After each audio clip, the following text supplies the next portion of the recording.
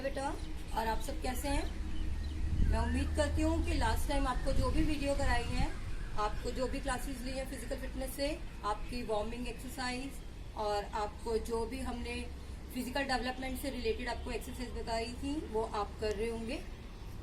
बेटा, आप सब जानते ही हैं कि कोई भी चीज़ है अगर हम उसको यूज़ नहीं करते तो वो धीरे धीरे खराब होने लगती है।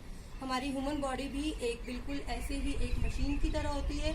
अगर हम इसके पार्ट्स को भी अगर हम इसके यूज़ नहीं करेंगे तो धीरे धीरे उन पार्ट्स में भी, जैसे मशीन में जंग लग जाता है, उसी तरह से बेटा हमारी बॉडी के पार्ट्स में भी धीरे धीरे स्टिफनेस आ जाती है और फिर हमारे को कहीं ना कहीं हमारे पेन होने लगती है। तो हमें बेटा अपनी बॉडी में स्टिफनेस को दूर करने के लिए और फ्लेक्सिबिलिटी लाने के लिए भी कुछ एक्सरसाइज करना बहुत ज़रूरी है।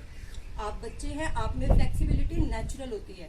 जैसे जैसे हमारी एज के साथ साथ हम बड़े होते रहते हैं, हमारी बॉडी में स्टिफनेस आती रहती है। लेकिन उस स्टिफनेस को दूर करने के लिए अपनी एज से, आपसे, अपने छोटे बहन भाइयों से, तब से लेकर आप इसको अपनी लाइफ का एक इम्पॉर्टेंट बेटा पार्ट बना लीजिए अपनी लाइफ स्किल का, कि आपने एक्सरसाइज करनी ही करनी है, जिससे आपकी बॉडी में स्टिफनेस ना आए और आप एक फिजिकल और एक हेल्दी लाइफ लें। आज की ये जो क्लास है बेटा, हमने स्पेशली आपके डाइजेशन और फ्लेक्सिबिलिटी को लेकर ली है। तो इसमें मैं उम्मीद करती हूँ कि जो भी आपको मैं आसन करवाऊंगी योगा से रिलेटेड, आपको 3-4 करवाएंगे, आप वो बहुत अच्छे से करेंगे। स्टार्टिंग में कुछ आपको प्रॉब्लम हो सकती है, लेकिन आप उसे करना बिल्कुल मत छोड़िएगा। आप धीरे धीरे करिए, जितना आप कर सकते हैं उतना करिए। योगा करते हुए बेटा आपको पेन हो सकती है क्योंकि स्टिफनेस है। जहाँ पे आपकी बॉडी में स्टिफनेस आएगी, आसन करते हुए आपको वहाँ पे पेन होना जायज है। और पेन अगर होगी तो इसका मतलब है कि आप आसन बिल्कुल ठीक कर रहे हैं, लेकिन आपने डरना नहीं है। आप पेन को ज्यादा मत लो, आप रिलैक्स हो जाइए, फिर थोड़ी देर के बाद उस आसन को रिपीट करिए। सबसे पहले हम आपके लिए डाइजेशन के लिए आसन लाए, क्योंकि आप लंच करते हैं, ब्रेकफास्ट करते हैं, डिनर करते हैं, वॉक पर जाना पॉसिबल नहीं है। आप अपने घर में ही आसन करना होता है, जो उसका नाम है बेटा वज्रासन। खाना खाने के दो आसन किए जाते हैं, एक है कागासन और एक है वज्रासन। आज आपको जो करके दिखा रहे हैं आप उसको फॉलो करिए। सबसे पहले बेटा आप इस तरीके से दोनों लेग्स में आप रिलैक्स होके ऐसे बैठ जाइए। Back should be straight. ये आपका बेटा कागासन है। जितनी देर आप बैठ सकते हैं आप उतनी देर आराम से रिलैक्स होकर बैठ जाइए। जब आपको पेन होने लगे, जिस तरीके से ये दोनों बच्चे वज्रासन में बैठे हैं, वज्रासन में बैठ जाइए बेटा। वज्रासन पोजीशन में आप अपने नीज के ऊपर आ जाइए। आपको मैं साइड से दिखाती हूँ, फ्रंट आप इन बच्चों से देख सकते हैं। आप ऐसे नीज पर और अपने हील्स के ऊपर ऐसे बैठ जाएंगे और बैक शुड बी स्ट्रेट, और दोनों हाथों को अपने घुटनों की तरफ और पेट को अंदर की तरफ खींचते हुए एकदम सामने की तरफ देखना है बेटा। बिल्कुल रिलैक्स होकर बैठना है। इस आसन को आपने खाना खाते हुए कम से कम बेटा, आपको स्टार्टिंग में पेन होगी, आप 1 मिनट करिए और धीरे धीरे इसका टाइम इंक्रीज करते हुए आपने 5 मिनट्स तक इसको कंटिन्यू करना है। इससे आपका फूड भी डाइजेशन ठीक होगा और आपका डाइजेस्टिव सिस्टम आपका बहुत स्ट्रांग होगा, जो आपको बहुत ही हेल्प करेगा। ठीक है बेटा। जब आपकी यहाँ पर पेन होने लग जाए, आप ऐसे ही बैठे रहिए बेटा दोनों। जब आपकी पेन होने लग जाए तब आप दोबारा से कागासन पोजीशन में आ जाइए। सिंपल इस तरीके से दोबारा बैठ जाइए। Back should be straight. आपकी कमर बिल्कुल सीधी होनी चाहिए, गर्दन बिल्कुल सीधी रहे। अपने पैरों को मिलाकर रखिए। इससे बेटा आपकी जो पैर आपके यहाँ पर बहुत स्ट्रांग बनते हैं। आपके लिए अपने मसल्स को भी स्ट्रांग करना बहुत जरूरी है। जब आपको यहाँ पेन होने लगे तब आप अपना दोबारा से नीज पर आ जाइए और आराम से वज्रासन में बैठ जाइए। पेट को एकदम अंदर की तरफ खींचते हुए, हाथों को अपने नीज पर रखते हुए सामने की तरफ देखिए। घर में कोई भी मैट लगा के नीचे बैठ के करिए। ये नहीं है कि आप बेड पर, गद्दे पर बैठकर कर रहे हैं, ऐसे आपको वो बेनिफिट्स नहीं मिलेंगे। आप अपने नीचे मैट बिछा लेना और फिर आराम से करिए। ठीक है बेटा। अब इसके बाद आपके पेन होने लगे, आप रिलैक्स हो जाइए। रिलैक्स होके दोनों लेग्स को हल्का सा रिलैक्स हो जाइए बेटा। ये आपका जो आसन बताया था, ये आसन नंबर 1 आपके लिए स्पेशली है बेटा, आपके डाइजेशन से रिलेटेड। अब इसी से हम सेकंड आसन करेंगे आपकी फ्लेक्सिबिलिटी के लेकर, जिसको हम बोलते हैं उष्ट्रासन। आप वज्रासन की पोजीशन में बैठेंगे और वज्रासन से ही उष्ट्रासन में जाएंगे। देखिए, एक पैर पीछे ले गए आराम से, और दूसरा ये हमारा वज्रासन है। वज्रासन से ही आप उष्ट्रासन में आएंगे। मैं आपको साइड से दिखाती हूँ ताकि आपको प्रॉपर क्लियर हो। जो बच्चे कर सकते हैं, अभी स्टार्टिंग में आप इसको इंग्लिश में बेटा कैमल भी बोलते हैं, कैमल आसन। जैसे कैमल का पोज होता है, ये उस पोज में आता है। आप अपने आप को सपोर्ट देते हुए अपनी टमी को पूरा बाहर की तरफ और नेक को ऐसे पीछे की तरफ रख के अपनी बॉडी को सपोर्ट दीजिए और होल्ड कीजिए।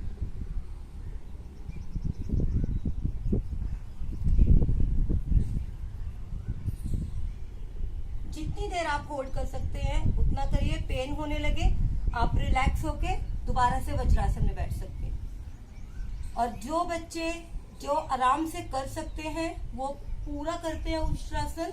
जो नहीं कर सकते उनके लिए ये हाफ था, और जो पूरा कर सकते हैं बेटा वैसे ही करना है। एक पैर को सपोर्ट पर, हाथ पर, दोनों पैरों को रखते हुए नेक को पीछे और टमी को पूरा बाहर निकालते हुए।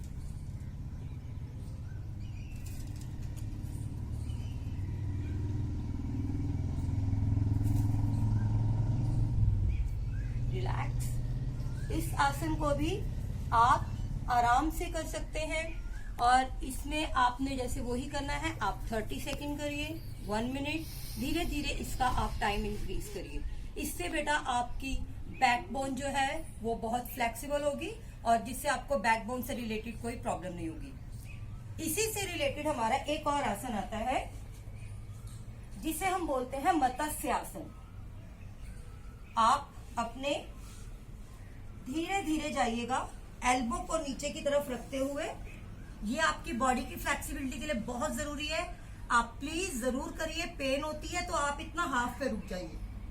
आप हाफ पे रुक जाइए, आपको पेन होती है, और 1-2 दिन करिए। आप इतना सहन करिए जितना आप कर सकते हैं। जब आप इतना टॉलरेट करने लग जाए, आप 2-3 दिन के बाद अपने हेड को, ये नहीं, आपका सेंटर पॉइंट टॉप, आप अपने टॉप को पूरा लाइक दिस, और दोनों आर्म्स को अपनी थाइस पे रखेंगे।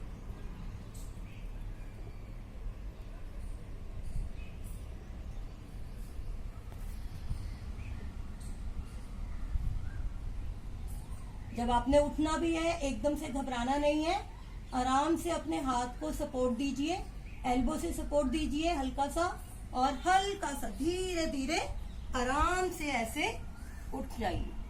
आपसे ये आपकी थाइस जो इतनी हैवी हो जाती हैं, आपको चलने में भी दिक्कत होती है, और आपकी बैक, आपका नेक, आपका ब्लड सर्कुलेशन इसमें बहुत इफेक्ट करेगा बेटा।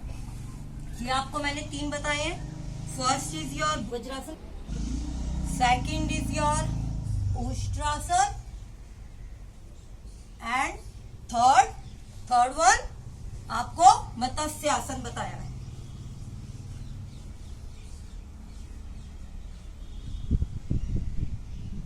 मत्स्य आसन के बाद बेटा यहीं से आपको एक बहुत ही बेनिफिट, आपने इसी तरीके से आराम से लेट जाना है। आपकी लेग्स में पेन होगा। आप अपने हाथों को ऐसे कमल का फूल जैसे बनाते हैं, उसके ऊपर अपनी नेक रखिए और आराम से पहले अपनी लेग्स को रिलैक्स कर लीजिए।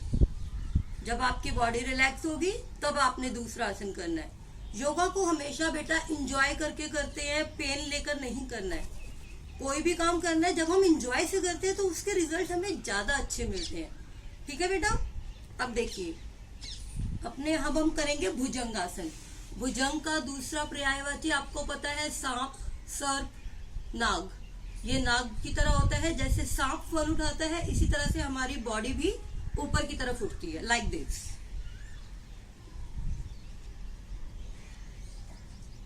हाथों पर प्रेशर देते हुए धीरे धीरे अपनी बॉडी को उठाइए, और जहां तक आप अपनी बेल्ट बांधते हैं उस बेल्ट तक के पोर्शन को ऊपर उठा के और नेक को पूरा ऊपर की तरफ, पीछे से पैर आपके दोनों मिले हुए होने चाहिए।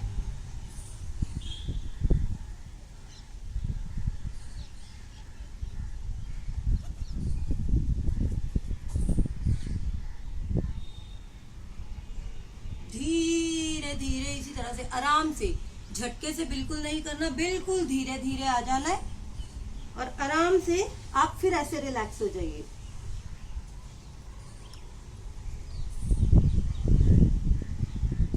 फिर दोबारा से स्टार्ट करेंगे।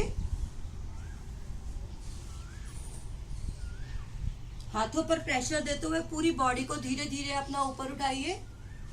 आपकी आर्म्स बैंड नहीं होनी चाहिए, don't band your elbows, arms should be straight and neck backward side. इस आसन के बेटा आप 30 सेकंड से करते करते 4 या 5 रेपिटेशंस लगाइएगा। जब ये हम आसन करते हैं, इस आसन को करते हुए हमारे स्पाइनल कॉर्ड, हमारी बैकबोन है, उसमें पेन होती है, तो इसी को रिलैक्स देने के लिए हम यहीं से आसन करते हैं पर्वत आसन। आप एक बार भुजंगासन करिए और एक बार पर्वत आसन करिए, उसका अपोजिट। इसमें हमारी बैक को रिलैक्स मिलेगा, लाइक दिस। हाथों को वही रखिए और पैरों को पूरा और पूरी नेक आप अंदर की तरफ ले जाइए।